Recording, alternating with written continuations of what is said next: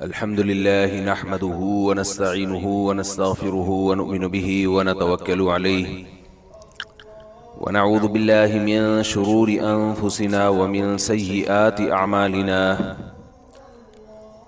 من يهده الله فلا مضل له ومن يضلله فلا هادي له ونشهد أن لا إله إلا الله وحده لا شريك له ونشهد أن سيدنا وحبيبنا وشفيعنا وسندنا محمدا عبده ورسوله صلى الله تعالى عليه وعلى آله وأصحابه وبارك وسلم تسليما كثيرا كثيرا. أما بعد فأعوذ بالله من الشيطان الرجيم. بسم الله الرحمن الرحيم. أينما تكونوا يدرككم الموت ولو كنتم في بروج مشيدة. وقال النبي صلى الله عليه وسلم اغتنم خمسا قبل خمس. الحديث. الحمد لله نحمده ونصلي على رسوله الكريم. پچھلے 2-3 ہفتوں سے ایک موضوع پر بیان چل رہا ہے کہ رسول اللہ صلی اللہ علیہ وسلم نے ارشاد فرمایا کہ 5 چیزوں کو 5 چیزوں سے پہلے غنیمت سمجھو. صحت کو بیماری سے پہلے، دولت کو غربت سے پہلے، فراغت کو مشغولیت سے پہلے، اور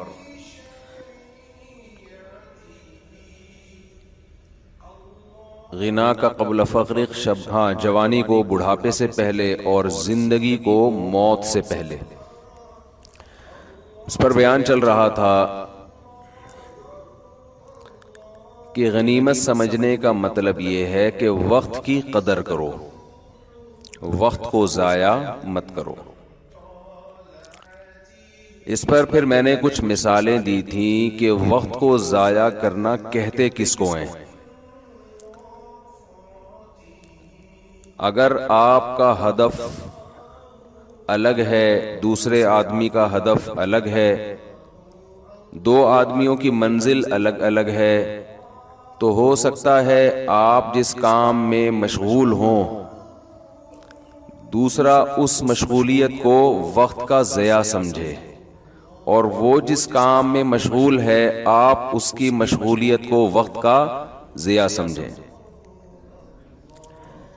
مختصر مثال دے کے آگے چلتا ہوں تاکہ وہ ربط ہو جائے نا اس سے. ایک آدمی کی منزل ہے کوئٹہ، ایک آدمی کی منزل ہے پشاور یا لاہور. دونوں چل رہے ہیں تو چلنا ایک عمل ہے یا نہیں ہے؟ دونوں میں سے کوئی بھی فارغ نہیں بیٹھا، چل رہے ہیں، چلنے کا عمل ہو رہا ہے. لیکن ایک کے چلنے کا عمل، جس نے کوئٹہ جانا ہے رخ اس کا پشاور کی طرف ہے اور سپیڈ بہت تیز ہے. تو آپ بتاؤ محنت تو یہ زیادہ کر رہا ہے جو تیز چل رہا ہے، لیکن ہدف اس کا کوئٹہ ہے، جا کدھر کو رہا ہے؟ پشاور. اور جس کا ہدف پشاور ہے وہ آہستہ آہستہ چل رہا ہے لیکن چل پشاور ہی کی طرف رہا ہے. دونوں کے عمل کو دیکھ کے لگے گا کہ پہلا والا زیادہ محنتی ہے، ہارڈ ورکنگ پہلے والے نے زیادہ کی ہے. لیکن عقل مند کہے گا کہ جتنی زیادہ محنت کرے گا اتنی زیادہ ٹائم ویسٹنگ، کیونکہ منزل سے اتنا زیادہ دور ہو رہا ہے. اور یہ جو سلولی چل رہا ہے پشاور کی طرف، محنت زیادہ نہیں ہے، بلکہ ہو سکتا ہے درمیان میں کچھ ٹائم بھی ضائع کرتا ہو. چائے پینے کے لیے 5 منٹ کافی تھے، رکنے کے لیے 15 منٹ بیٹھ جاتا ہو. لیکن منزل اس کی صحیح ہے تو یہ ٹائم اتنا ضائع نہیں کر رہا جتنا وہ ضائع کر رہا ہے. تو یہ جو حدیث میں نبی صلی اللہ علیہ وسلم نے فرمایا کہ وقت کی قدر کرو، وقت کی غنیمت، وقت کو غنیمت جانو، اس کا مطلب زیادہ محنت کرو، یہ اس کا مطلب نہیں ہے. آج ہم کسی گورے کو دیکھتے ہیں محنتی، کسی دولت مند کو دیکھتے ہیں کہ پیسے کے پیچھے دن رات ایک کر دیے، ہم سمجھتے ہیں یہ ہے اپنے ٹائم کو بچانے والا، اور جو ریڑی لگا رہا ہے، آلو پیاز ٹماٹر بیچ رہا ہے، ان کو تانے پڑتے ہیں کہ ان لوگوں نے اپنا وقت برباد کر دیا۔ خوب اچھی طرح سمجھ لیں کہ باہر سے جو کچھ آ رہا ہے نا آپ کے پاس، جو ہدایت کے لیے جو زمینی ہدایت ہے، وہ ٹوٹلی گمراہی ہے۔ تبھی تو قرآن بار بار کہتا ہے کہ من يهده الله فلا مضل له ومن يضلل فلا هادي له قل ان الهدى هدى الله۔ آپ بتا دیجئے کہ ہدایت صرف کس کی ہے؟ اللہ کی۔ کیا مطلب؟ آپ کو صحیح گائیڈنس اگر ملے گی تو صرف اللہ کی طرف سے، اللہ کے علاوہ کوئی بھی صحیح گائیڈ نہیں کرے گا۔ یہ کیوں قرآن بار بار کہہ رہے ہیں؟ ہم جب یہ آیت پڑھتے ہیں تو اسپیڈ کے ساتھ نکل جاتے ہیں۔ قل ان الہدی ھدی اللہ، کہ ہدایت وہی ہے جو اللہ کی ہے، گائیڈنس وہی ہے جو اللہ کی۔ ہم کہتے ہیں ماشاءاللہ، او بھائی یہ بہت بڑا دعویٰ کر دیا اللہ نے کہ جو کچھ آپ کو یونیورسٹیوں سے گائیڈنس مل رہی ہے، اسکولوں سے گائیڈنس مل رہی ہے، گورے کی طرف سے گائیڈنس مل رہی ہے، اگر اللہ کی تعلیمات سے میچ کر رہی ہے پھر تو ٹھیک ہے۔ ذرا بھی اللہ کی تعلیمات سے انحراف ہے تو کتنا ہی پڑھا لکھا آدمی، کتنا ہی ذہین آدمی، یونیورسٹی کا کتنا بڑا پروفیسر، کتنا بڑا موٹیویشنل اسپیکر، اگر اس کی گائیڈنس اللہ کی گائیڈنس سے، اس کی ہدایت اللہ کی ہدایت سے میچ نہیں کر رہی تو سراسر گمراہی ہے، لفاظی ہے۔ اس میں اٹریکشن اس لیے ہے کہ اس میں لفاظی بہت ہے۔ بعض دفعہ ایک چیز سراسر گمراہی ہوتی ہے، اچھی بہت لگتی ہے، باتیں دل کو بھاتی بہت ہیں، کیوں؟ اس میں اٹریکشن بہت ہوتی ہے، اس میں کچھ ایسی چمک پٹیاں لگا کے اس بات کو پیش کیا جاتا ہے کہ پیش کرنے والے سے بھی محبت اور اس کی بات سے بھی محبت، حالانکہ وہ ہدایت کی روح سے وہ خالی ہوتی ہے۔ لوگ آج کل پیکنگ کو دیکھتے ہیں نا، بار بار یہ بات میں کہتا ہوں، پیکنگ اچھی ہونی چاہیے۔ زیتون کا اوریجنل تیل اچھی پیکنگ میں میں نے دیکھا نہیں ملتا، سستا تھا، جوڑیا بازار گیا تھا میں 8-10 سال پہلے، اور زیتون کا 2 نمبر تیل بڑی خوبصورت پیکنگ میں، زیادہ مہنگا۔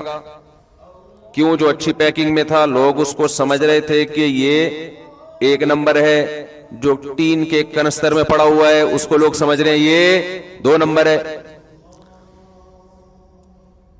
ارے بھائی یہ جو بھینس کا دودھ ہم نکالتے ہیں جو گوالوں سے آتا ہے، اس میں بھی چیزیں گوالے کی طرف سے ملی ہوئی ہوتی ہیں، لیکن اس ڈبے والے دودھ سے بہتر ہے، مگر پیکنگ کس کی اچھی ہے؟ ڈبے کی۔ ڈبے پہ مر رہے ہیں لوگ اور ڈبے جیسے ہو رہے ہیں۔ اور یہ جو گوالے والے دودھ کی پیکنگ ہے، یہ شاپر میں ڈال کے یوں گھما گھما کے دے رہا ہے، دیسی سٹائل ہے، لوگ نہیں مر رہے اس کے اوپر۔ کھا کے دیکھو، پی کے دیکھو، پتہ چلے گا، پی کے دیکھو پتہ چلے گا۔ تو اسی طرح ہدایت کے جو نعرے ہوتے ہیں، ہدایت، گائیڈنس، آج کل اس میں بڑی اٹریکشن ہے، یار یہ بڑا پڑھا لکھا آدمی لگتا ہے بڑی زبردست گائیڈنس دے رہا ہے، یہ صحیح بتا رہا ہے، اس ٹریک پہ چلنا چاہیے۔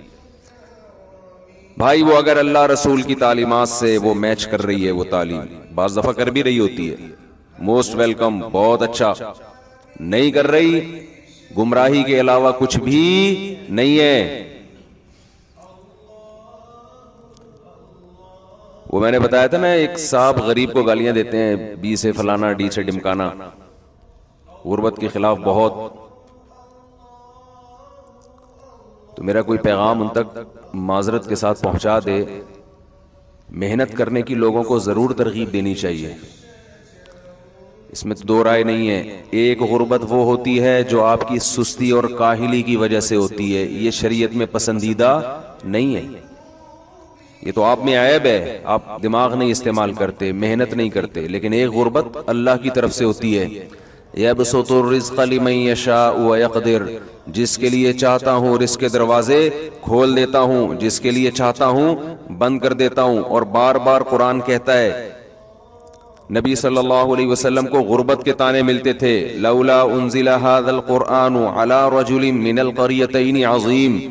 مشرکین مکہ کہتے تھے ہمارے ہاں بڑے بڑے مالدار پڑے ہوئے ہیں، طائف میں بھی مکہ میں بھی، دو سرداروں کے خاص طور پہ نام لیتے تھے، ان دونوں میں سے کسی پہ، دو بستیوں کے خاص طور پہ نام لیتے تھے، مکہ اور طائف، بڑے بڑے دولت مند لوگ ہیں، سردار لوگ ہیں، ان میں سے کسی پر قرآن نازل کیوں نہیں ہوا؟ اللہ نے ایک یتیم اور غریب کا انتخاب کیوں کیا؟ تو قرآن نے جواب میں کیا کہا؟ قرآن نے جواب میں یہ کہا، اہم یقسمون رحمت ربک، کہ یہ جو دولت ہے یہ اس کی تقسیم ہمارے ہاتھ میں ہے، تو نبوت کی تقسیم بھی کیا تمہارے ہاتھ میں دے دوں؟ یہ جو دولت ہے جو کم درجے کی نعمت ہے، اس کی تقسیم جب میں نے اپنے ہاتھ میں رکھی ہے، یہ تمہارے ارادے پر نہیں۔ وہ قرآن میں کیا الفاظ ہیں، مجھے اسپیسیفک آیت یاد نہیں آ رہی، بڑی زبردست آیت ہے، نحن قسمنا بینہم معیشتہم فی الحیات الدنیا ورفعنا بعضهم فوق بعض لیتخذ بعضهم بعضا سخریا ورحمت ربک خیر مما یجمعون۔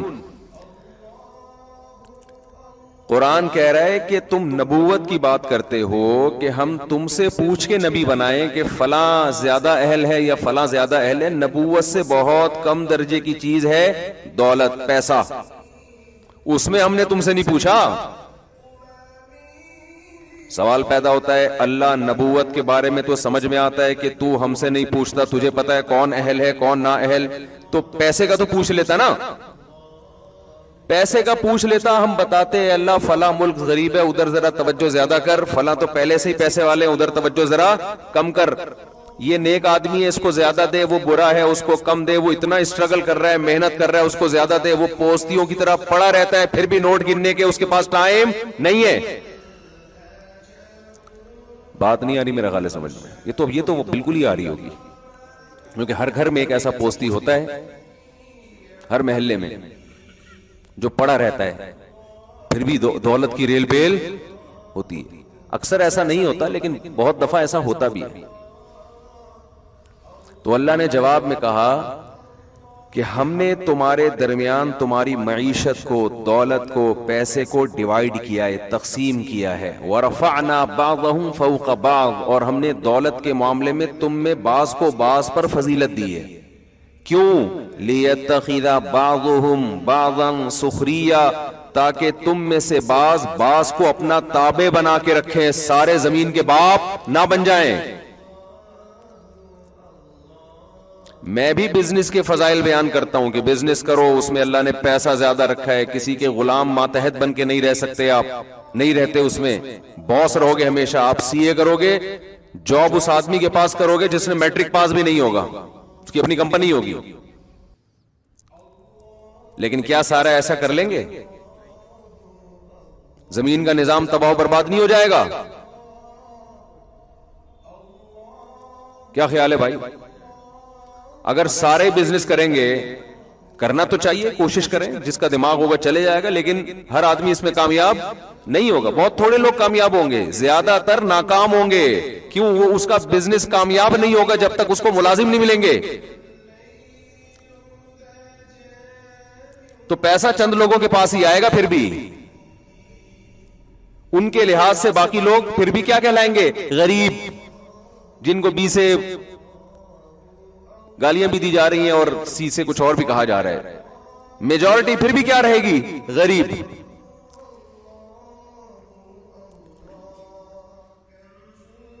تو آپ اگر غربت کا یہ کانسیپٹ لوگوں کے سامنے پیش کر دیں کہ غریب برا ہوتا ہے، اس کا مطلب زیادہ تر لوگ کیا ہوتے ہیں؟ برے ہوتے ہیں۔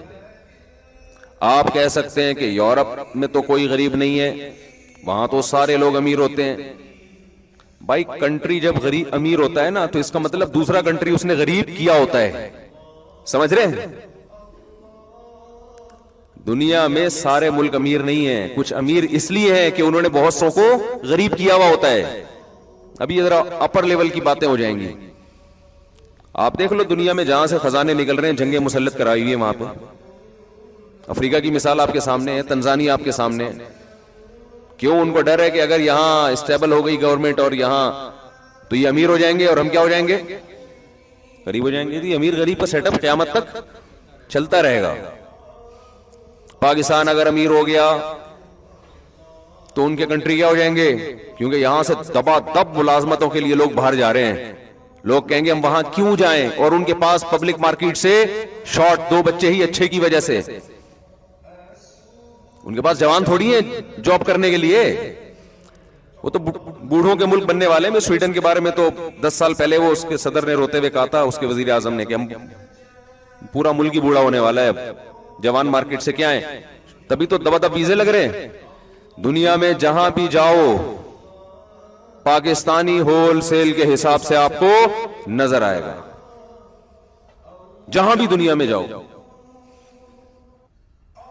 اور پاکستانیوں کی مت کیسی ماری گئی ہے فیملی پلاننگ والوں نے، کیا دماغ خراب کیا ہے کہ تمہیں ملازمتیں مل رہی ہیں گروتھ ریشو کی وجہ سے کہ تمہارے یہاں جوان بہت ہیں، اور تم اسی کو کم کرنے میں لگے ہوئے ہو. تو اس سے بھی جاؤ گے کہ باہر ملکوں میں تمہارے نوجوان جا کے جو کما کے کھلا رہے ہیں نا، اس سے بھی ہاتھ دھو بیٹھو گے.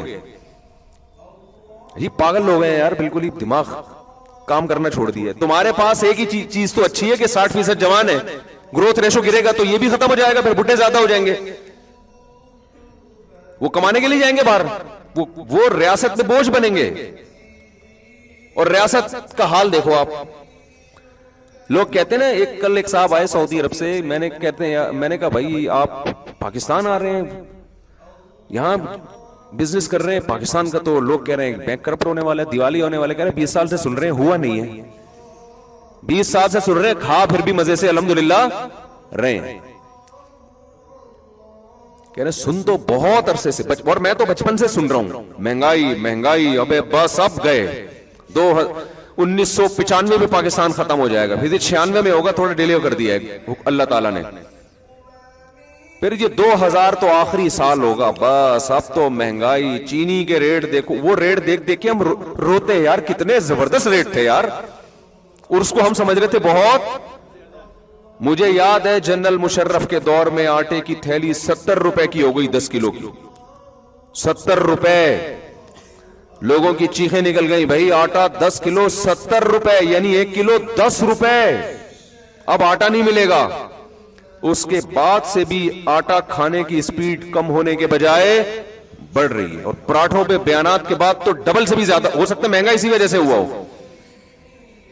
ہم نے پراٹھوں کا تذکرہ شروع کیا ہے نا، دبا دب پراٹھے چل رہے ہیں لوگوں. ہوٹلوں میں جا کے دیکھو، ایسا لگتا ہے فری میں نہاری بٹ رہی ہے. میں مانتا ہوں غریب لوگ بھی بہت ہیں، اس میں دو رائے نہیں ہے، لیکن وہ غریب ہماری حکومت کی نااہلیوں کی وجہ سے ہیں، اور ہم لوگوں کی نااہلی کی وجہ سے ہیں کہ ہم خیال نہیں کر رہے. گورنمنٹ نے تو نہ کیا ہے، نہ کرنے کا کوئی مجھے چانس لگ رہا ہے، ہم لوگ نہیں خیال کر رہے. پاکستان اگر بچا ہوا ہے نا، یہ عوام کی وجہ سے بچا ہوا ہے، پبلک کی وجہ سے بچا ہوا ہے. ایک مثال دیتا ہوں میں. لوگ ہمیں غیر ملکیوں سے کمپیئر جب کرتے ہیں نا، تو ہماری عوام کو گالیاں دیتے ہیں، ان کی عوام کو کہتے ہیں 1 نمبر ہے. میرا تبصرہ اس کے برعکس ہے، ان کی حکومت 1 نمبر ہے اور ہماری عوام 1 نمبر ہے. نہیں آ رہی بات؟ میرا خیال ہے عوام ہماری اچھی ہے، حکومتیں ان کی اچھی ہیں. وہ چند لوگ ہوتے ہیں، مینجمنٹ اچھی ہے ان کی. اس کی ایک سادہ سی مثال دوں. دیکھو آپ یورپ میں ہاسپٹل میں جاؤ گے، ایسا بہترین علاج ملے گا فری پاکٹ کا، بہترین ٹریٹمنٹ ہوگا، آپ کا 1 روپیہ بھی خرچ نہیں ہوگا. سارا خرچہ کون اٹھائے گی؟ گورنمنٹ. یہاں گورنمنٹ کا ایسا کوئی ہاسپٹل نہیں ہے، عوامی ہسپتال ہیں یہاں. آپ انڈس ہاسپٹل چلے جائیں، بہترین علاج ہوگا آپ کا، آغا خان کے طرز کا. خرچہ سارا کون اٹھائے گا؟ عوام. یورپ میں ایسا کوئی ہاسپٹل نہیں ہے جس کا سارا خرچہ کون اٹھا رہی ہو؟ عوام اٹھا رہی ہو. حالانکہ اتنے کھاتے پیتے لوگ ہیں، اور ہمارے ہاں غربت ان سے بہت زیادہ. پھر بھی ایک ہسپتال بنائے لوگوں کو یقین آ جائے کہ یہ پیسہ صحیح استعمال ہوگا. آپ کے پاس نوٹ سنبھالنے کے لیے تھیلا نہیں ہوگا. یقین آ جائے لوگوں کو کہ یہ صحیح جگہ استعمال ہوگا. تو خیر ہم اپنی قصے کی طرف آتے ہیں, اپنی بات کی طرف آتے ہیں. کیا بات چل رہی تھی؟ تمہیں یہ ٹرن ون بہت مارتا ہوں بیان میں نا, مہنگائی میں کہاں سے آ گیا. 5 چیزوں کو غنیمت سمجھو. تو میں یہ عرض کر رہا تھا کہ پیکنگ بہت اچھی ہوتی ہے, نعرے بہت اچھے ہوتے ہیں, اس میں اٹریکشن بہت ہوتی ہے. تو اصل ہدایت کس کے پاس ہے بھائی؟ اللہ کے پاس ہے. اللہ کے علاوہ کسی کے پاس ہدایت نہیں ہے. تو وہ میں غربت پہ آ گیا تھا یہ بتانے کے لیے کہ خوب سمجھ لو میرے بھائی, پیسہ کمانے کی کوشش کرو, اللہ کا واسطہ نہ غریب کو عیب سمجھو نہ غربت کو عیب سمجھو. یہ آپ کے مشورے پر اللہ نہیں. ہاں میں آیت کمپلیٹ کر رہا تھا کہ اللہ فرماتے ہیں ہم نے ان کے درمیان رزق کو تقسیم کیا لیتخذ بعضهم بعضا سخریا, تاکہ یہ لوگ ایک دوسرے کو تابع بنا کے رکھیں. اور باہر ملکوں میں بھی ایسا ہی ہے, سارے تھوڑی ہوتے ہیں, کچھ زیادہ مالدار کچھ کم مالدار. جو بڑا مالدار ہے اس کی کمپنی ہوگی, جو کم مالدار ہے اس کمپنی میں جاب کر رہے ہوں گے, ملازمت کر رہے ہوں گے. تو یہ سب اللہ کے ہاتھ میں ہے. یبسط الرزق لمن یشاء ویقدر, جس کے لیے چاہتا ہے اس بڑھا دیتا ہوں, جس کے لیے چاہتا ہے کم کر دیتا ہوں. آج بہت سے لوگ جو بہت فضائل بیان کر رہے ہیں دولت کے, اور غریب کو برا بھلا کہہ رہے ہیں. اس بات سے ڈرنا چاہیے, ذرا سی اللہ کی نظر ہٹے گی اور آپ روڈ پہ آ جاؤ گے, چیختے چلاتے رہ جاؤ گے آپ کہ ہو گیا میرے ساتھ. شاعر نے کہا ہے نا, تو شاہوں کو گدا کر دے, گدا کو بادشاہ کر دے. گدا یعنی گداگر, بھیکاری. تو اے اللہ تو شاہوں کو گدا کر دے, گدا کو بادشاہ کر دے. گداگر کو, بھیکاریوں کو بادشاہ بنا دیتا ہے. اشارہ تیرا کافی ہے گھٹانے اور بڑھانے کو. ایک اشارے کی دیر ہوتی ہے. دولت مند روڈ, اور ہم نے تو بہت دیکھے اپنی زندگی میں جن کی بڑی زبردست پلاننگ تھی, بہت پیسہ تھا, ایسا چھنا ہے پیسہ کہ دیوالیہ ہو گیا. تو اس لیے یہ جو بار بار میں تشریح کر رہا ہوں نا حدیث کی, کہ محنت انسان کرے, وقت کو ضائع نہ کرے, اس کا مطلب منزل پہلے متعین کرے کہ جانا ہم نے کس طرف ہے. اس منزل کی طرف اگر آپ سست رفتاری سے بھی چلے گئے تو کسی نہ کسی دن پہنچ جاؤ گے. شریعت اس کو ٹائم ویسٹنگ نہیں کہے گی. لیکن اگر منزل ہی متعین نہیں ہے, منزل دولت کو بنا لیا آپ نے, تو بھائی اگر دولت کو منزل بنا لیا تو پھر یا تو پہنچو گے یا نہیں پہنچو گے. نہیں پہنچو گے تو بھی ناکام, پہنچ گئے تو بھی ناکام, کیونکہ پہنچنے کے بعد پھر وہ دولت چھینے گی آپ سے, مرو گے آپ.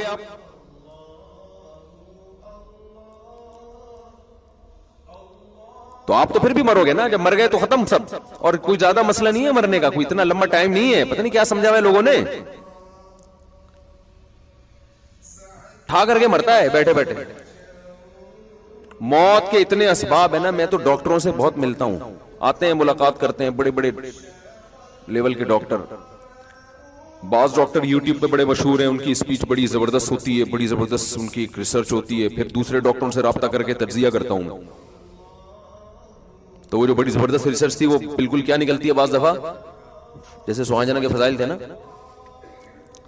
بعض ڈاکٹر خوراک کے بھی ماہر ہوتے ہیں نا, بعض حکیم ہوتے ہیں اچھے معتدل. تو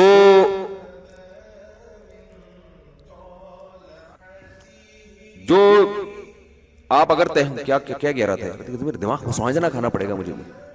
تو میں چاہ رہا ہوں وہ بات کو لنک کروں جہاں سے لے کے اس کو دائیں بائیں نہ ہو. وہ تو 5 چیزیں ہیں, یہ ادھر کدھر سے آیا میں. یہ جو میرا دماغ ایسے گھومتا ہے نا, یہ دماغ حافظے کی کمزوری نہیں ہے الحمدللہ, یہ آپ سمجھیں.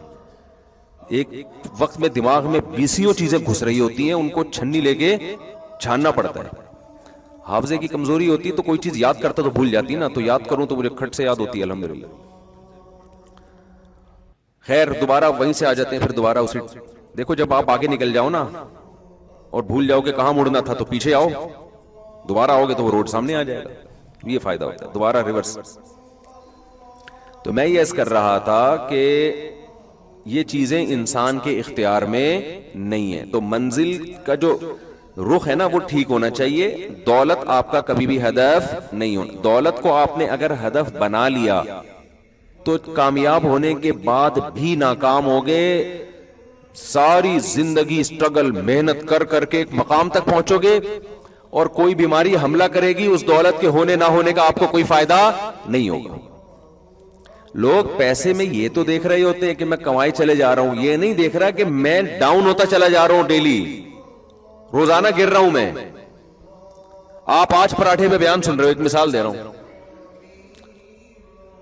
تو کیا خیال ہے 15 سال کے بعد جو 40 سال یا 50 سال کے لوگ یہاں بیٹھے ہوئے ہیں, 15 سال کے بعد پراٹھے کا بیان ان کو اچھا لگے گا؟ کہیں گے یار ہم تو کھا ہی نہیں سکتے. تو بس 10 سال رہ گئے پراٹھا کھانے میں, 40 والے بیٹھے ہوئے ہیں. یہ کیا ہے؟ یہ تو میں نے پراٹھا تو ایک مثال دی ہے. دنیا کی ہر عیاشی اسی طرح ہی ہے. آپ گھر بناتے بناتے بناتے بناتے ایک مقام تک پہنچو گے, پیسہ آگے جب گھر بنے گا, آپ 50-60 سال رہ کتنے گئے, 50-60 سال کے ہو گئے آپ. اب کیا رہ گیا؟ ابے 2/3 زندگی گزر گئی, 1/3 میں اپنا گھر, اپنی دیواریں, اپنی اینٹیں, کیا انجوائے کرو گے؟ یہ میرا کلپ چلتا ہے تو ایک صاحب مجھے کہنے لگے, میرا ذاتی گھر کے بارے میں کلپ چلا تو 4 بندے بیٹھے ہوئے تھے اور میرا کلپ جب انہوں نے سنا نا کہ اپنا گھر یہ کیا لوگوں نے مسلط کر لیا ہے, تو وہ صاحب میرے جاننے والے لوگوں کو نہیں پتا کہ یہ مفتی صاحب کا دوست ہے. تو کہہ رہے جیسے کلپ بند کیا نا تو وہ کہنے لگا ابے اس کو نہیں سنا کرو, فضول باتیں کرتا ہے. ابے اس کو,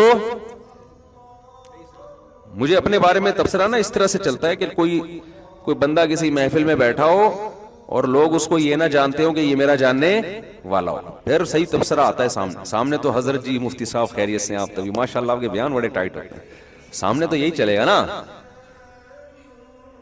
تو صحیح تجزیہ جو آتا ہے نا وہ نیوٹرل, کہ میں نہ ہوں اور ہمارا جاننے والا ہو اور لوگوں کو پتا نہ ہو کہ یہ ہمارا جاننے والا. جیسے ہماری کوئی ریلیٹو خاتون تھی حج پہ, تو میرا بھی سفر تھا, ہمارے ساتھ تھی, تو انہوں نے کیا کہا کہ وہ کوئی خاتون کو نہیں پتا تھا یہ ہماری ریلیٹو ہے. تو خاتون میرا بیان دیکھ کے کہہ رہی ہے یہ مفتی مجھے زہر لگتا ہے. ویسے گزر رہے ہو تو خواتین بھی دیکھ رہی ہوتی ہیں, وہی مفتی صاحب جا رہے ہیں, وہ مفتی صاحب جا رہے ہیں. جس کو سلام کا موقع ملتا ہے وہ سلام بھی کرتی ہیں, تو ظاہر عقیدت کی بیس پہ ہی سلام کیا جاتا ہے نا. اور نیوٹرل ہو کے یہ مفتی مجھے کیا لگتا ہے, زہر لگتا ہے. سامنے کوئی نہیں آ کے کہتا تو مجھے زہر لگتا ہے. اور پھر وہ کہنے لگی میں نے اپنے بچوں کو اس کے بیان میں جانے سے روک دیا ہے, شادیوں کی باتیں سن سن کے خراب ہو رہے تھے. یہ ان کا پورا تبصرہ یہ, شادیوں کی باتیں سن سن کے خراب ہو رہے تھے. میں نے کہا اس بیچاری ہماری بہن جس کا یہ بچہ ہے, اس بیچاری کو کیا پتا کہ میرے پاس بھیج کے آرڈر پہ خراب کروا لو, آرڈر دے کے خراب کرواؤ, کیونکہ ان کو نہیں پتا باہر کا ماحول ایسا ہے. ایک دفعہ زنا میں پڑ گیا نا یہ, پھر آپ گن پوائنٹ پہ بھی اس کی شادی کراؤ گی, یہ شادی نہیں کرے گا. اور اگر کر لے گا تو چلے گی نہیں. اس کی پرانی گرل فرینڈز اتنی ہوں گی کہ بیوی موبائل میں پتہ چل جاتا ہے کہ غفار سے اصل کون مراد ہے, ستار سے اصل کون. آج کل ان کو پاسورڈ بھی کھولنے آتے ہیں, بہت کچھ ہوتا ہے,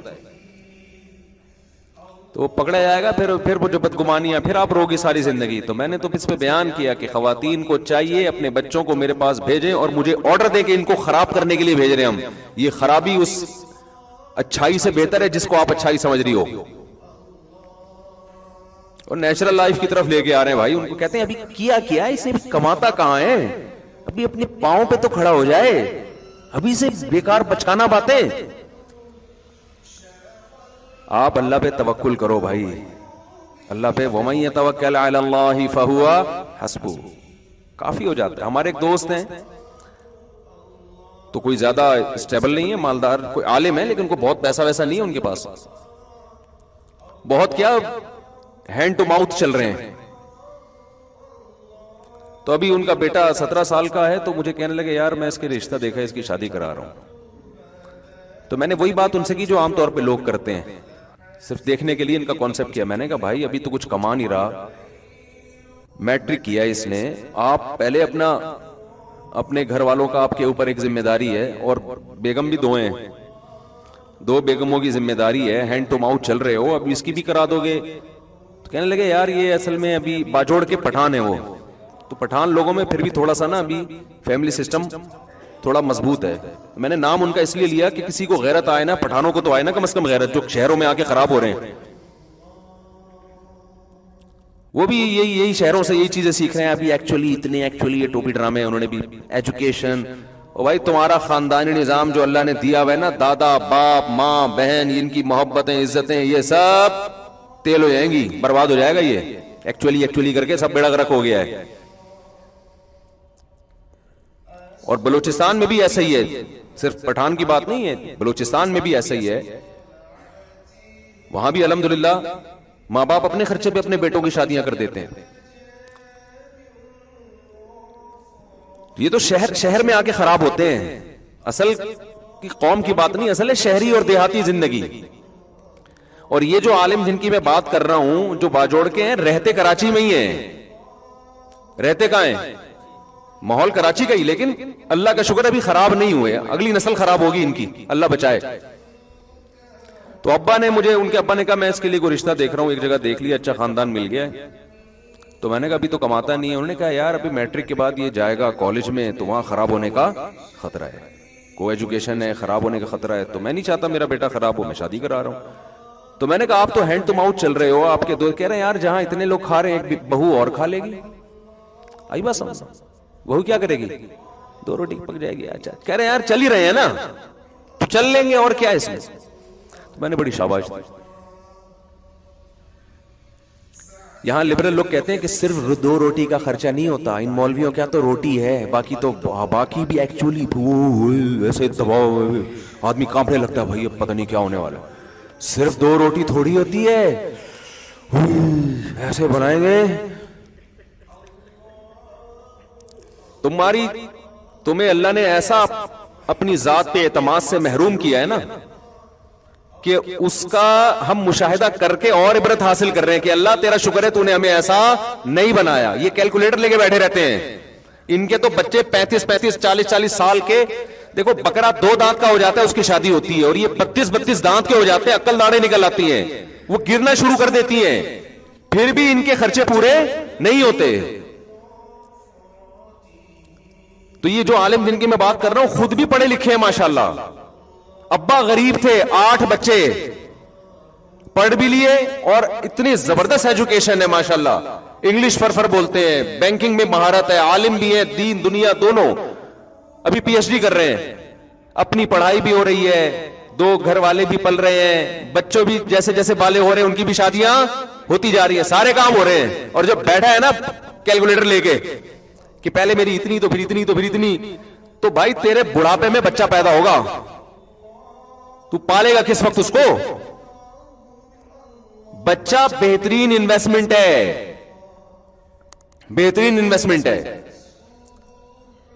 دیکھو ایک مثال دیتا ہوں, آپ کی بکری بچہ دے, کسی چرواہے کی بکری, وہ ٹینشن میں آتا ہے یا خوش ہوتا ہے؟ اس کو تو ٹینشن میں آنا چاہیے تھا, یار پہلے میرا گھاس کا خرچہ اتنا تھا, اب وہ خرچہ بڑھ گیا ہے. تو بھائی جب بڑھ تو گیا ہے, لیکن یہ تمہاری انویسٹمنٹ ہے, یہ بڑا ہو کے بکے گا, کاٹ کے بھی کھا سکتے ہو نا. تو یاد رکھو انسان کا بچہ کٹتا نہیں ہے, بازار میں بکتا نہیں ہے, لیکن سورس آف انکم سب سے بڑی آپ کی اولاد ہے. اور ان کے ہاں بیٹیوں کے مسائل بھی نہیں ہے. اب دیکھو 17 سال کے جس لونڈے کی یہ شادی کر رہے ہیں, وہ بیان سنے گا نا تو اس کو زیادہ پروٹوکول بھی نہیں دے رہا 4 بچے کو. میں وہ کہے گا میں بہت عظیم انسان ہوں, مفتی صاحب میرا بیان میں تذکرہ کریں. ویسے تو عظیم انسان ہوگا انشاءاللہ. اب مجھے ایک بات بتاؤ, وہ 17 سالہ, وہ بھی اپنے رشتہ داروں میں کزن ہے کوئی جس سے وہ رشتے کی بات کر رہے ہیں, وہ بچی بھی ظاہر ہے کم عمر ہے, اس سے شادی ہوگی نا اس کی. وہ بھی اللہ پہ توکل کر کے دے رہے ہیں کہ بھائی اس گھر میں سب کھا ہی رہے ہیں, تو ہماری بچی یہاں رہتی تھی اب کہاں رہے گی, وہاں جا کے رہے گی. تو اب ان خاندانوں میں بیٹیاں باپ پہ بوجھ بنیں گی؟ بولو نا, بیٹیاں بنیں گی بوجھ باپ پہ, کیونکہ ان کی کلچر ہی یہی ہے نا. بچی والی ہوگی, اس کی بھی ہو گئی. اب وہ کیا کرے گا؟ اب ہمارے ہاں سیٹ اپ کیا چل رہا ہے کہ آپ اپنے بیٹے کی نہیں کر رہے, اس کی چکر میں آپ کی بیٹی کی بھی نہیں ہو رہی, سمجھ رہے؟ تو اپنی بیٹیاں بوجھ بن رہی ہیں لوگوں کے اوپر. ریلیکسیشن جو آپ نے یہاں نکالی تھی, یہاں پیدا کی تھی نا, وہ ساری ٹینشن میں کنورٹ ہو جاتی ہے. E=mc² کا سنا ہے نا, یہی ایکویشن بنتی ہے یہاں پہ کہ جو ریلیکسیشن تھی از اکول ٹو ٹینشن. تو جتنی ریلیکشن نکاح سے بچ کے حاصل کرو گے ٹینشن اتنی ہی آپ کی ادھر سے بڑھے گی. وہ بڑھے گی ان فیوچر. وہ نظر نہیں آ رہی ہوتی اس لیے میرے بیانات سمجھ میں نہیں آ رہے ہوتے اور لوگ کہہ رہے ہوتے اپنے بچوں کو اس کے بیان میں منع بھیجو خراب ہو جائیں گے. تو اس لیے میں کہتا ہوں ان الہدیہ قل ان الہدی ھدی اللہ. قرآن کہتا ہے کس کی ہدایت اصل ہے؟ اللہ کی اصل ہے. تو ان کے یہاں تو ہو رہا ہے ابھی بھی جاؤ پشاور میں بہت اب، لیکن پشاور والے بھی خراب ہو رہے ہیں اب. یہ سب ایجوکیشن ایکچولی ڈرامے دیکھ دیکھ کے نا، فلمیں دیکھ دیکھ کے کہ سب کچھ روٹی تھوڑی ہوتی ہے. مفتی صاحب نے تو روٹی کی 2 روٹی زیادہ. ابے بھائی روٹی کے علاوہ بڑے مسائل کیا ہیں؟ بولو نا، منہ سے پھوٹو نا. بچہ پیدا ہوگا کل، ہوگا کہاں؟ تم لوگ کے تو 50 سال میں 2 ہوتے ہیں، تو ہوگا ہی نہیں. ایک آدھ تو ویسے ہی ہو جاتا ہے، اس میں کیا ہے؟ ہو کچھ بھی نہیں رہا. خرچے اس کے کیا ہیں؟ بولو بہت زیادہ ہیں، ہو نہیں رہے ہیں. اولاد کی ایکچولی ذمہ داریاں ہوتی. کتنی اولاد ہے آپ کی؟ 2 بچے، اس کی کیا ذمہ داریاں ہیں یار؟ اس کے ہگانے متانے کی ذمہ داری پیمپر نے لی ہے، انٹرٹینمنٹ کی ذمہ داری کارٹون نے لی ہے، کھیل کود کی ذمہ داری اور پڑھانے کی ذمہ داری اسکول نے لی ہے، اسکول کا ہوم ورک کرانے کی ذمہ داری ٹیوٹر نے لی ہوئی ہے. تو آپ کا کیا اس میں کیا ٹینشن ہو رہی ہے؟ بہت مشکل ہے میرے بھائی. میں آپ کو صحیح بات بتاؤں، میں نے غریبوں کے بچے ایکٹیو بھی دیکھے ہیں، زیادہ ذہین بھی زیادہ دیکھے ہیں، تربیت میں بھی زیادہ اچھے ہیں. آپ کو چند نظر آئیں گے چور اچکے ڈاکو، تو ان میں تو غریب کے بھی ہوں گے مالداروں کے بھی ہوں گے. اس میں ریشو دونوں کا کیا ہے؟ برابر ہے.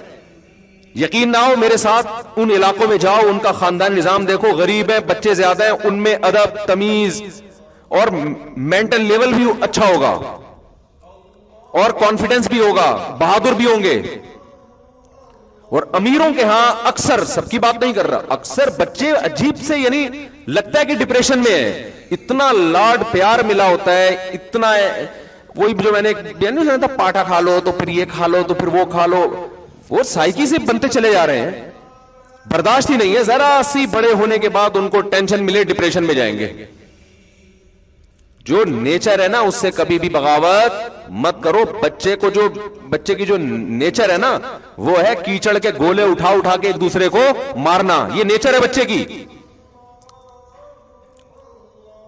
اسی میں خوش رہے گا. وہ ایسا پولا پولا پل رہا ہے نا وہ ممی ڈیڈی، اس سے اتنی عزت اس کو دی جا رہی ہے. بچے کو محبت دو، عزت بڑوں کو دی جاتی ہے، چھوٹوں کو محبت دی جاتی ہے. اب چھوٹوں کو عزت دی جا رہی ہے، بڑوں کو نہ عزت نہ محبت. نہیں یاری بات میرا خیال ہے. بچے کا چاچا اسے ذرا سا ڈانٹے گا تو بچے کے سامنے ہی چاچا کو ڈانٹنا کہ بھائی تم کون ہوتے میرے بچے کو ڈانٹنے والے. ماموں ڈانٹے گا تو ماں، بھائی آپ کیوں ڈانٹ رہے اس کو؟ اس سے بچے کو یوں ہو جاتا ہے تو بچے کی ڈپریشن بڑھتی ہے تو فلانا بڑھتا ہے. اس کی کم بڑھ رہی ہے، آپ کی زیادہ بڑھ رہی ہے. بچے کا چاچا ڈانٹ رہا ہے تو بچے کو آگے سے ریپلائی مت کرنے دو. بچے کو بولو بیٹا یہ آپ کے بڑے ہیں، ان کو آپ کو ڈانٹنے کا پورا حق ہے. ان کے سامنے آپ نے زبان نہیں چلانی. ہاں زیادہ ہو رہی ہے تو پھر الگ سے چاچے کو سمجھا دو، بیٹا ایسا نہ ہو بچے کو زیادہ ٹینشن ہو. بگڑ بھی جاتے ہیں، زیادہ سختی ہوگی تو بگڑے گا. ہماری بچی نے کل اسکول کی شکایت کی میرے سامنے آ کے. وہ شکایت بھی بچی کی اماں نے کی بچی کے سامنے کہ اس کی ٹیچر کہہ رہی ہیں کہ اس نے کہا کہ پنکھا بند کر دیں، مجھے سردی لگ رہی ہے. تو ٹیچر نے پنکھا بند نہیں کیا اور اسے کہا چپ کر کے بیٹھ جاؤ. آئی بات سمجھ میں؟ تو بات کریں آپ ٹیچر سے جا کے. میں نے بچی کو سمجھایا، میں نے کہا بیٹا جب ٹیچر کو آپ نے کہہ دیا کہ پنکھا بند کرو، ٹیچر نے کہا تو آپ چپ کر کے آرام سے بیٹھ جاؤ. آئی بات سمجھ؟ میں نے وہ میرا ارادہ ہوا الگ سے بات کر لوں گا میں ٹیچر سے کہ اگر سردی زیادہ ہو رہی ہے، ہو سکتا ہے اور 4-5 بچوں کو بھی سردی لگ رہی ہو. اگر بار بار یہ واقعہ ہوا، کبھی کبھار تو ہوتا ہے، تو بات کر لیں گے. بچی کے سامنے نہیں. بچی کو ہم نے یہی بتایا کہ بیٹا جب ٹیچر کوئی بات کہتے ہیں تو اس کو فالو کیا جاتا ہے. شکایتی ٹٹو بن کے گھر میں شکایتیں بولو نہیں لگے. بچے بگڑتے ہیں ان چیزوں سے، اور بچے کی شکایت کا کوئی اعتبار بھی نہیں ہوتا. وہ بعض دفعہ کوئی اور چیز ہوتی ہے، نکال کسی اور طرح سے رہا ہوتا ہے. میں نہیں کہہ رہا کہ اپنے بچوں پہ ظلم ہونے دیں اسکول میں. بچوں کے سامنے یہی ہو کہ ٹیچر بڑا ہے, آپ چھوٹے ہو, ٹیچر جیسے کہہ رہا ہے آپ کو اس کو فالو کرنا ہے. سردیاں ختم ہو جائیں گی, موسم اگر ٹھیک ہو جائے گا, لیکن بچہ بدتمیز بن گیا, یہ سیٹنگ آؤٹ ہو جائے گی. اس کو کنٹرول کرنا آپ کے لیے. اور یاد رکھو جو آج ٹیچر سے بدتمیزی کر رہا ہے وہ اپنی اماں سے بھی بدتمیزی کرے گا, وہ اپنے ابا سے بھی بدتمیزی کرے گا. تمیز مارکیٹ سے بالکل شارٹ ہو گئی ہے. جو بھی نئی ہمیں جو جنریشن نظر آ رہی ہے نا, اس میں سب سے جو مہنگی چیز ہے جو مارکیٹ میں سب سے کم ہے وہ کیا ہے؟ تمیز ہے. بچوں کو باپ کے خلاف, بیوی کو شوہر کے خلاف, چھوٹے بھائیوں کو بڑے بھائیوں کے خلاف, شاگردوں کو ٹیچروں کے خلاف, عوام کو ریاست کے خلاف, یہ بھی ایک ہے اسٹیٹ کے خلاف. یہ مارکیٹ میں جو ذہن بن رہا ہے نا وہ اس ٹائپ کا بنتا چلا جا رہا ہے. تو خیر پھر ہم اپنے واقعے کی طرف آتے ہیں. تو ہم یہ عرض کر رہے تھے آپ سے, جو ہم بتانا چاہ رہے تھے آپ کو, کہ دیکھو ہدف سامنے رکھو, اس کے بعد اپنے ٹائم کو ضائع مت کرو. وہ ہدف ہمارا آخرت ہے. ہم پیدا ہوئے ہیں, خدا کی قسم لا الہ الا اللہ, مرنے کے لیے پیدا ہوئے ہیں. یہ ہمارے دماغ میں کسی نے غلط سافٹ ویئر ڈال دیے ہیں کہ ہم زندہ رہنے کے لیے پیدا ہوئے ہیں. یہ زندگی بہت سے بھی زیادہ تھوڑی ہے. آپ اگر کروڑوں اربوں سال ماضی کو لے کر جائیں, اور آگے قبروں میں ہمارا دور پتہ نہیں ہزاروں سال رہتے ہیں, سینکڑوں سال رہتے ہیں, اس کے بیچ میں جو یہ 50 60 70 سال ہے میرے بھائی, اس کی 2 ٹکے کی اوقات نہیں ہے. اس کو کیوں اتنا باپ بنا لیا ہے؟ سکسیس, کامیابی, اور ایکچولی یہ اسٹرگل کر کے یہاں تک پہنچا. جہاں مرضی پہنچ جائے بھائی, تو تھوڑے دنوں میں کہاں آنے والا ہے؟ قبر میں آنے والا. تھوڑے دنوں کو پتہ بھی نہیں ہے کب آئے گا. کیوں اتنا باپ بنا لیا اس کو؟ صحت مسلط ہوتی ہے تو صحت مسلط ہو جاتی ہے, دولت مسلط ہوتی ہے تو دولت مسلط ہو جاتی ہے, شہرت اور عزت کی چاہت مسلط ہوتی ہے تو وہ مسلط ہو جاتی ہے. مشہور ہونے کا شوق, پاگل والی حرکتیں کر رہا ہوتا ہے مشہور ہونے کے لیے. ایسے بھی یوٹیوب پہ آپ کو لوگ ملیں گے, مشہور ہونے کا بہت شوق ہے, سمجھ میں نہیں آ رہا کیسے ہو جائیں ہم. ارے یار مشہور ہو کے کیا ہوگا, تھوڑے دن میں مر جاؤ گے. جتنا بھی مشہور ہونا, جنازہ پڑھنے کے بعد 2-4 دن یاد کرتے ہیں, اس کے بعد بھول جاتے. تم اپنے باپ کو لوگ یاد نہیں رکھتے تو مشہور آدمی کو کہاں سے یاد رکھیں گے؟ اتنے بڑے بڑے مشہور لوگ پیدا ہوئے, اور ایسے ایسے مشہور لوگ دنیا میں پیدا ہوئے ہیں نا کہ ان کے پہ لوگوں نے جانے دیے. جب ان کا قصہ ختم ہوا تو مارکیٹ سے ان کی شہرت بھی ختم. اور مرنے کے بعد مشہور ہونے کا فائدہ بھی کیا ہے؟ مشہور اگر آپ دنیا میں ہوگے تو آپ کو کیا فائدہ اس سے؟ فرعون اتنا مشہور آدمی ہے نا, یہودی بھی جانتے ہیں, عیسائی بھی جانتے ہیں, مسلمان بھی جانتے ہیں. یہ 3 قومیں تو بہت اچھی طرح سے جانتی ہیں. باقی ہندو بھی جانتے ہیں ہم سے سن کے, سکھ بھی جانتے ہیں ہم سے سن کے. میرا خیال ہے دنیا میں 4-5 آدمیوں کے علاوہ سب جانتے ہیں فرعون کو. کیا ہوا بھائی؟ فرعون کہتا ہوگا یار میں کسی جھونپڑے میں رہتا, کسی جگہ میں چوکیداری کر کے زندگی گزارتا, خدا کی قسم زیادہ اچھا ہوتا. فرعون تو سمجھ رہا ہوگا اسٹرگل اور محنت کر کے میں مصر کا بادشاہ بنا, اور یہ ہوتا ہے. ایکچولی اس کو اصل میں اسٹرگل کی ہے, محنت کی ہے. میری بچپن سے میری ماں کا میرے سر پہ ہاتھ تھا, اور جہاں بھی میں گیا میری بیوی میرے ساتھ کھڑی ہوئی تھی. ہر کامیاب آدمی کے پیچھے ایک بیوی کا ہاتھ ہوتا ہے, تو 4 بیویوں کا ہاتھ ہو جائے تو سوچو کہاں پہنچے گا وہ. تو اسٹرگل ہوتے ہوتے میں یہاں تک پہنچا. تو فرعون سے کوئی جا کے پوچھے تو فرعون کہے گا کاش میری قسمت میں ہوتا, میں خریدتا ایک کھوتا, بس ایک میرا گدھا ہوتا اور کچھ نہ ہوتا. کبھی تو سوار ہوتا, کبھی میں سوار ہوں, بس ہنسی خوشی زندگی گزر جاتی. مجھے دنیا میں کوئی نہ پہچانتا. یہ جو آج چترول لگ رہے ہیں, النار یعرضون علیہا غدوا وعشیا, قرآن کہتا ہے آگ ہے جس میں صبح بھی جلایا جا رہا ہے اور شام کو بھی. وَيَوْمَ تَقُومُ السَّاعَةُ, اور جس دن قیامت قائم ہوگی, أَدْخِلُوا آلَ فِرْعَوْنَ أَشَدَّ الْعَذَابِ, کہا جائے گا اس سے بھی زیادہ سخت عذاب میں فرعون کو داخل کر دو. وَإِذْ يَتَحَاجُّونَ فِي النَّارِ، اس وقت کو یاد کرو جب یہ آگ میں چیخیں گے، چلائیں گے. فَيَقُولُ الضُّعَفَاءُ، فرعون کے جو ماتحت درباری تھے اور جو اس کی رعایا تھی، وہ لوگ کہیں گے رَبَّنَا هَؤُلَاءِ أَضَلُّونَا، اے اللہ ان لیڈروں کی وجہ سے ہم اس آگ میں جل رہے ہیں، اس لیڈر کو ہم نے فالو کیا تھا. فَآتِهِمْ عَذَابًا ضِعْفًا مِّنَ النَّارِ، اے اللہ اس کو دگنا عذاب دے. قَالَ لِكُلٍّ ضِعْفٌ، اللہ کہے گا اس کو بھی تمہیں بھی پورا عذاب ملے گا، اس لیے کہ اس کی دعوت پر تم نے دل سے لبیک کہا ہے، مجبور ہو کے لبیک نہیں کہا تم نے. مجبوری کے حکام تو یہ ہے کہ وقال رجل مؤمن من آل فرعون یکتم ایمانہ، فرعون ہی کے دربار میں ایک شخص مسلمان ہو گیا تھا، مجبور تھا، ایمان کو چھپا لیا تھا اس نے، اس کو اللہ نہیں جہنم میں ڈالیں گے.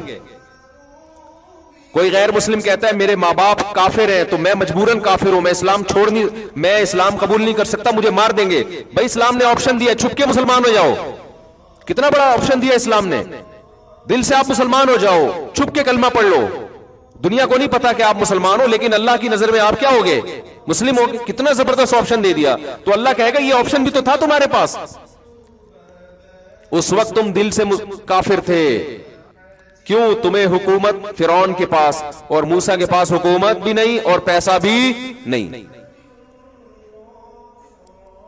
تو اللہ کے ہاں میرے بھائی کامیابی کسی اور چیز کا نام ہے، فرعونیوں کے ہاں کامیابی. آپ کہہ سکتے ہیں وہ تو ظالم تھا، ہم ظالموں کی حمایت تھوڑی کر رہے ہیں. اس کو جو فخر تھا نا فرعون کو، وہ اس پہ نہیں تھا کہ میں ظالم ہوں یا عادل ہوں، فخر اس پہ تھا کہ میں دولت مند ہوں. تو جو چیز کوڈ کرنے کی ہے وہ اس کی دولت، عزت اور شہرت. تین چیزیں دنیا کا نام ہے، چار چیزیں، دولت مل جائے، صحت مل جائے، عزت مل جائے، شہرت مل جائے. کوئی پانچویں چیز کی خواہش ہوتی ہے انسان کو؟ وہ چار شادیوں کی وہ صرف ہم لوگ ہی رہ گئے، دو چار آدمی، ورنہ ہر انسان کی خواہش کیا ہے؟ دولت، عزت، شہرت اور صحت. یہ چار چیزوں کے پیچھے دنیا بھاگ رہی ہے، اور چار شادیوں کے پیچھے نہیں بھاگ رہی کہ جب یہ چار چیزیں آتی ہیں تو 4000 شادیاں آ جاتی ہیں. پھر وہ چار نہیں، وہ تو چار نہیں تو بچوں کا کام ہے. پھر وہ برائیوں کی طرف جاتے ہیں، پھر تو ان کو شوق ہو جاتا ہے کہ روزانہ کوئی نیا چسکا لیں. وہ پھر تو ان کو نکاح ویسے ہی برا لگنے لگتا ہے. ابے وہ تو ٹینشن ہے نا. نہیں آئی بات؟ دیکھو سعودی عرب میں جب پیسہ کم تھا تو چار کا رواج زیادہ تھا، جب پیسہ زیادہ آیا ہے تو چار کا رواج کم ہوا ہے، حالانکہ وسائل بڑھ گئے. تو یہ جو چار کی باتیں میں کرتا ہوں نا، لوگ کہتے ہیں کہ وسائل نہیں ہے، تو وسائل جب ہوں گے نا تو یہ چار کا رواج اور کم ہوگا، بڑھے گا نہیں، کیونکہ عیاشی بڑھتی ہے. تو میرے بھائی مجھے یہ بات بتاؤ، یہ چار چیزیں فرعون کے پاس ہول سیل کے حساب سے تھی یا نہیں تھی؟ اور انہی پر فخر کرتا تھا کہ میں ایسا. اور موسیٰ کے پاس صرف صحت تھی، باقی تین چیزیں نہیں تھی. اور ایوب علیہ السلام کے پاس صحت بھی نہیں تھی، ساری زندگی بیماریوں میں گزری. پیغمبروں کو اللہ اچھی صحت اس لیے دیتے ہیں تاکہ دعوت اور تبلیغ علی وجہ الکمال کر سکیں، اس لیے سارے پیغمبر صحت مند ہوتے ہیں. ایوب علیہ السلام کو ایک عام اصول سے ہٹایا گیا کیونکہ ان کو آزمائش یہ دی گئی، اور اس میں ہمارے لیے عبرت تھا کہ کل کوئی بیماریوں میں زندگی گزارتا ہے تو اس میں صبر کرے. کس کی سیرت دیکھ کر؟ ایوب علیہ السلام کی سیرت دیکھ کر. ورنہ پیغمبروں کی صحتیں اللہ بہت اچھی رکھتے ہیں، زبردست رکھتے ہیں.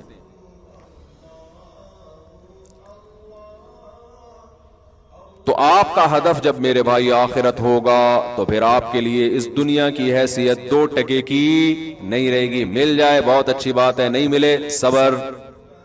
آج جتنے ڈپریشن کے مریض آپ کو، اسٹریس کے مریض دنیا میں نظر آئیں گے، سارے ان 4 میں سے کسی ایک چیز کی کمی کی وجہ سے احساس کمتری کا شکار ہوں گے. ہائے یہ اس کے ساتھ یہ ہو گیا، ہائے مجھے پاس تو کچھ بھی نہیں ہے، ہائے میرے پاس تو کچھ بھی نہیں ہے، ہائے میرے پاس تو کچھ بھی نہیں ہے، ہائے میں تو غریب ہوں، ہائے میں تو بیزے بغیرت ہوں، ہائے میں تو فلانا ہوں، ہائے میں تو یوں. یہ ٹینشن ہوتے ہوتے اس کے دماغ کو کیا کر دیتی ہے؟ خراب. مسلمان کی خوشی دولت میں نہیں ہے، مسلمان کی خوشی دنیا کو مسافر خانہ سمجھنے میں. ٹرین میں جا رہے ہیں، چھکا چھک چیزیں آ رہی ہیں نا.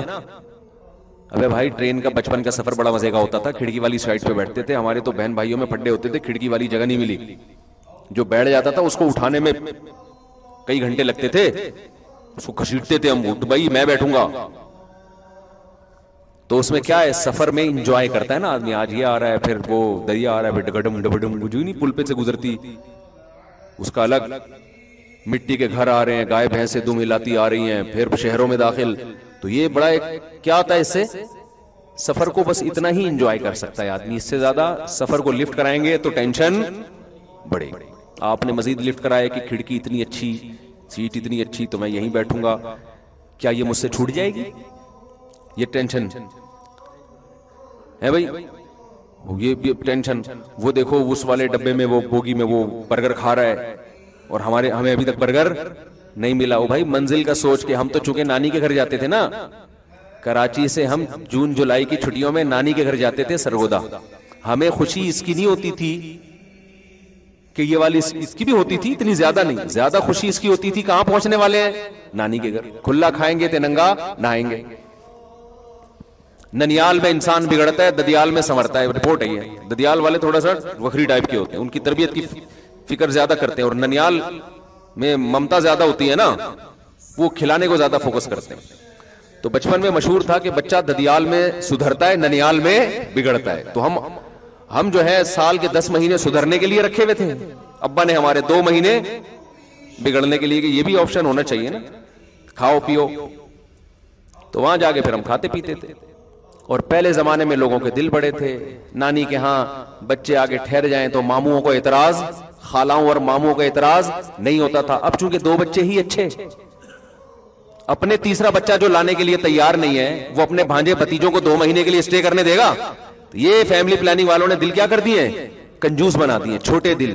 جو اپنے تیسرے بچے کو اس لیے نہیں لا رہا کہ خرچہ ہوگا، وہ بھانجے بھتیجے یا کسی بیوہ سے شادی کر کے اس کے یتیم کو پالے. یہ سب چیزیں مارکیٹ سے شارٹ. یہ جو اس کی اخلاقی برائی ہیں جو سوسائٹی میں آ رہی ہیں. ہم تو 2 مہینے جا کے ایسے رہتے تھے، صبح ایسے ہول سیل کا ناشتہ بنتا تھا.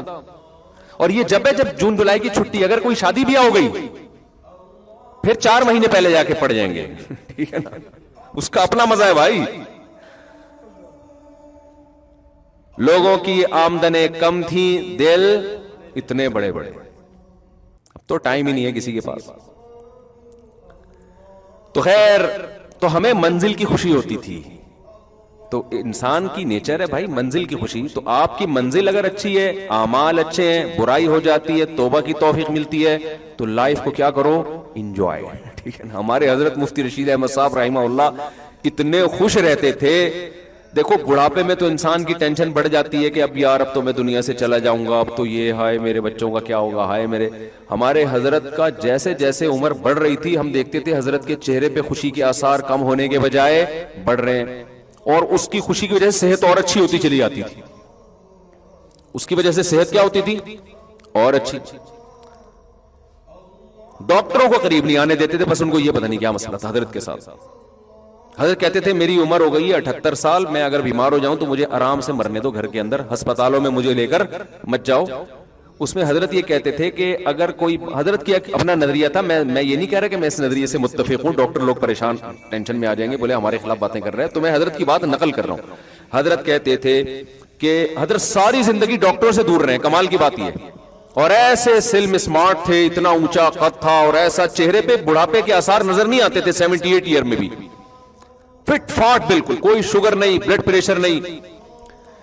ساری زندگی ڈاکٹروں سے دور رہے. میں ڈاکٹروں کے خلاف نہیں ہوں بھائی، ہم بھی ڈاکٹر ہیں. ہمارے کل آج فجر میں اتنی اچھی گفتگو ہوئی ڈاکٹر صاحب سے. تو میں حضرت کا ایک کانسیپٹ آپ کے سامنے پہ، ان کا یہ نظریہ تھا کہ تمام دوائیں بچوں کی پہنچ سے تو دور رکھو، تمام بچے بھی ڈاکٹروں کی پہنچ سے. لیکن میں آپ کو بتاؤں، بچہ بیمار ہو تو چائلڈ اسپیشلسٹ کے پاس لے جائے گا، زیادہ فنٹر بننے کی کوشش نہ کریں. ہر آدمی کے حالات ایک جیسے نہیں ہوتے. تو حضرت کا یہ تھا ساری زندگی ڈاکٹروں سے دور. تو حضرت کی وصیت تھی میں جتنا بھی بیمار ہو جاؤں مجھے ہسپتال لے جانے کی اجازت نہیں ہے. یہاں تک تھا کہ اگر کوئی ایمرجنسی میں خدا نخواستہ کوئی دہشت گرد نے حملہ کیا، زخمی ہو جائے، پھر تو ایک الگ بات ہے، لیکن بیمار ہو جاؤں تو مجھے لے جانے کی اجازت، یہ وصیت. اور حضرت کہتے تھے کہ اتنا سا پلو اگر چکی میں آ گیا نا تو کیا بچ جاؤ گے آپ؟ کہو اتنا سا پلو آیا ہے، وہ اتنا سا اکائی ہوتی ہے، اس کے بعد وہ آپ کی قمیض کو کھینچتا ہے، پھر پورا آپ کو آہستہ آہستہ کھینچ کے کیما بنا کے نکال دیتا ہے. فرماتے تھے جو ڈاکٹر کے پاس چلا گیا تو پوری زندگی اب وہ ڈاکٹروں کا بولو اب نہیں تھی. وہ کہتے تھے آپ کہے کہ مجھے یوں ہے تو وہ دوا دے گا تو وہ ٹھیک ہو جائے گا, اس کے بعد کچھ اور تھوڑے دنوں میں شروع, پھر وہ ٹھیک کرنے کے لیے گئے تو وہ ٹھیک ہوگا, پھر کوئی تیسری چیز شروع. تو ایسے ہوتے ہوتے تو وہ اپنی صحت کا ان کی مینٹین ایسی رکھی تھی, بیمار ہوتے ہی نہیں تھے. ہو گئے تو ہومیوپیتھک کے کبھی 2-4 ڈراپ لے لیے یا کوئی ہم کیم کی ہلکی پھلکی دوا کھا لی, اس کے علاوہ تو خیر. لیکن آپ جائیں, آپ فنٹر بننے کی کوشش نہ کریں, تو کوئی صحیح ڈاکٹر ہو. تو میں یہ عرض کر رہا تھا میرے بھائی, ہدف کو متعین کرو. ہمارا ہدف دنیا نہیں ہے, ہمارا ہدف آخرت ہے. پھر اللہ کی قسم اس کا سب سے پہلا فائدہ کیا ہوگا, آپ کو اللہ زندگی کی خوشیاں دے گا. ہمارے حضرت کو جیسے تھا نا, بڑھاپے میں کہتے بس جانے والے ہیں دنیا سے. تو کسی نے کہا حضرت اتنے بیمار ہو گئے تو مر جائیں گے ہاسپٹل. فرمایا تو مر جائیں گے تو 78 میں بھی نہیں مرے تو پھر کب مرے بھائی, اب ننیال آ جائے جلدی, کیا خیال ہے. کہتے اب, لیکن یہ بڑوں کے سوچنے کی چیز ہے, آپ کے سوچنے کی چیز یہ نہیں. آپ نا اپنے نانا کو جا کے بول دیں کہ نانا اب آپ 80-85 کے ہو گئے, اب ایسا نہیں ہے. ہمیں یہ حکم ہے کہ بھائی ابھی تو نانا آپ نے دیکھا کیا ہے, 85 کیا ہوتا ہے. بڑوں کے سامنے ان کے ادب کا تقاضا یہ کہ آپ ان کو بچانے کی پوری کوشش کریں. ہمارے ایک جاننے والے تھے, انہوں نے ہمارے نانا سے یہ الفاظ جا کے کہہ دیے. ان کی عمر تھی 90-95 سال ماشاءاللہ. تو ان کو جا کے کہہ دیا کہ ہم نے سنا ہے کہ اس عمر سے پناہ مانگی گئی ہے. ابے ہم نے کہا ان کے سامنے بتانے کی چیز تھوڑی ہے یہ, پناہ بھی نہیں, اور پناہ بھی اس صورت میں مانگی گئی ہے کہ انسان طویل عرصے بوجھ بنا رہے زندگی کے. وہ تو ماشاءاللہ چلتے پھرتے, تراویح پڑھتے تھے مسجد میں جا کے. تو یہ بعض لوگ کہاں کی بات اٹھا کے کدھر فٹ کر دیتے ہیں. تو ہمیں حکم یہی ہے کہ جس کی عمر جتنی زیادہ ہو جائے وہ ہمارے گھر میں اللہ کی اتنی بڑی رحمت. تو ہم تو بچانے کی کوشش کریں, کیونکہ حدیث میں آتا ہے انکم ترزقون بضعفائکم, تمہیں تمہارے ضعیفوں کی وجہ سے رزق دیا جاتا ہے. گھر میں بوڑھے کا وجود اللہ کی برکت نازل ہونے کا سب سے بڑا ذریعہ ہے. اس کی خدمت, اس کا وجود ہی آپ کے رزق میں برکت کا ذریعہ ہے. تو لیکن خود انسان ہر وقت جانے کے لیے تیار ہے. تو پھر وہ ہم اگلے ہفتے پھر اسی ٹاپک کو لے کے چلیں گے. کیا کریں, ہمارا بیان ہے ویسے ہی چل رہا ہوتا ہے, ٹاپک مکمل ہی نہیں ہوتا. تو اور اس کو چلا دیں گے, کوئی اتنا بڑا مسئلہ نہیں ہے. مر جائیں گے نا بیان کے دوران, زیادہ سے زیادہ یہ ہوگا نا کہ آپ کا ٹاپک کمپلیٹ نہیں ہوا اور آپ کی عمر مکمل ہو گئی, ادھورا ٹاپک لے کے قبر میں گئے آپ. تو یہی زیادہ ہوگا نا. آپ کہتے ہیں بھائی ہو سکتا ہے مفتی صاحب ٹاپک کو 20 سال میں ختم کریں, 30 سال میں, تو ختم ہی نہیں ہو رہا. تو کوئی بات نہیں یار, اسی ادھورے کو لے کے چلے جانا. جو مین میسج ہے وہ تو سمجھ میں آ رہا ہے کہ نہیں آ رہا. تو دنیا دل لگانے کی جگہ نہیں ہے بھائی, اصل کیا ہے آخرت. تو کامیابی کا آپ یہاں فیصلہ نہیں کر سکتے کہ دولت دیکھ کے یہ کامیاب اور عزت دیکھ کے کامیاب. اور بھائی اگر یہ عزت آخرت میں کام آئے گی تو پھر تو ٹھیک ہے, نہیں کام آئے گی تو فرعون کہے گا کاش میں چوکیدار ہوتا, کاش میں جھونپڑے میں رہ کے ہنسی خوشی زندگی گزار کے چلا جاتا, کاش میری قسمت میں ہوتا میں خریدتا ایک کھوتا, کبھی تو سوار ہوتا کبھی میں سوار ہوتا, بس اتنا ہی ہوتا, اس سے زیادہ کچھ بھی نہ ہوتا. تو یہ ہماری بھی کہیں چاہت نہ ہو جائے. آخرت کو فوکس کرو. اللہ ہمیں سمجھنے کی, عمل کی توفیق عطا فرمائے. وما علینا الا البلاغ.